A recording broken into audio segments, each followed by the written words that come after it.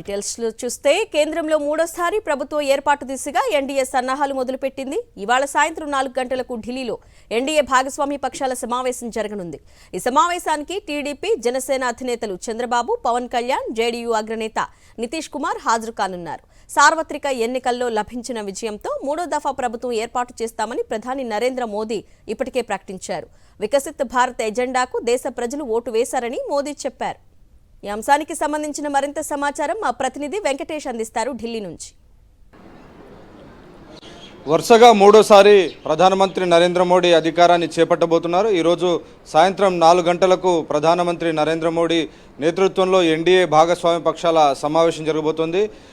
Telugu Desam party అధినేత చంద్రబాబు నాయుడు, జనసేన అధినేత పవన్ కళ్యాణ్ వీరిద్దరు కూడా 11 గంటలకు అక్కడి నుంచి అమరావతి నుంచి బయలుదేరి ఢిల్లీ రాబోతున్నారు. సో 1 గంట కల్లా ఇక్కడికి చేరుకోబోతున్నారు. ఆ తర్వాత ప్రధాని నరేంద్ర మోడీతో సమావేశం అయ్యేటువంటి అవకాశం కనబడుతుంది.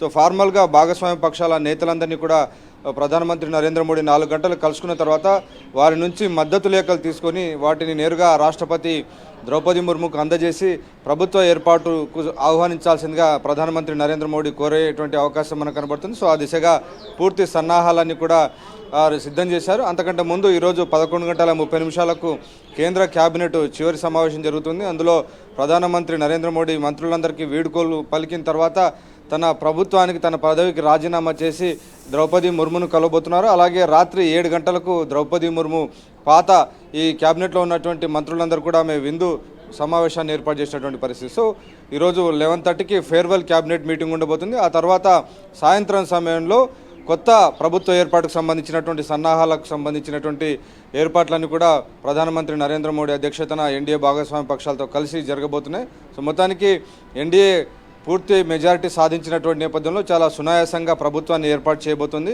అయితే గతంలో బీజేపీకి సొంతంగా మెజారిటీ రాగా ఈసారి మెజారిటీకి 32 సీట్ల దూరంలోనే బీజేపీ ఆగిపోయినటువంటి నేపథ్యంలో ఖచ్చితంగా తెలుగుదేశం పార్టీ, జేడీయూ అలాగే పవన్ కళ్యాణ్ మిగిలినటువంటి పక్షాల మద్దతుతో ప్రభుత్వం ఏర్పడేటువంటి పరిస్థితి కాబట్టి ఆ దిశగా ఒక ఎజెండా ఖరారు చేసుకొని ముందుకు వెళ్ళబోతున్నారు. Right Venkatesh, thanks for the updates.